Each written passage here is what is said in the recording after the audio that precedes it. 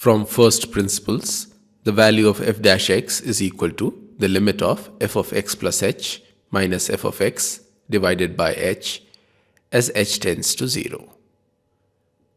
In this problem, fx is given to be equal to x times tan inverse x and x is equal to 1.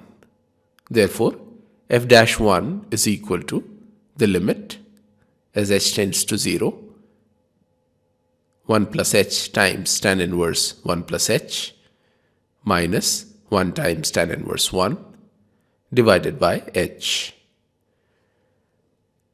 The limit can be broken into two components. The first component is equal to tan inverse 1 plus h minus tan inverse 1 divided by h. And the second component is equal to h times tan inverse 1 plus h divided by h. H cancels in the second term and tan inverse 1 plus h tends to tan inverse 1 as h tends to 0. This is equal to pi upon 4. And in the first term, we simplify the numerator using the result tan inverse x minus tan inverse y is equal to tan inverse x minus y upon 1 plus xy, where x is equal to 1 plus h and y is equal to 1 in this case.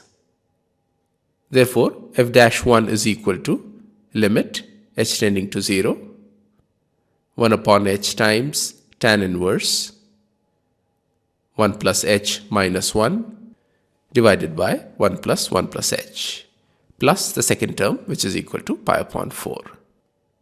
This simplifies to pi upon 4 plus limit h tending to 0, 1 upon h times tan inverse h upon 2 plus h. Now let tan inverse h upon 2 plus h be equal to u. As h tends to 0, u tends to tan inverse 0 or 0. Now tan u is equal to h upon 2 plus h. Taking the reciprocal of both sides, we get 2 plus h upon h or 1 plus 2 upon h is equal to cot u, and therefore 2 upon h is equal to cot u minus 1, which can be written as cos u minus sin u upon sin u.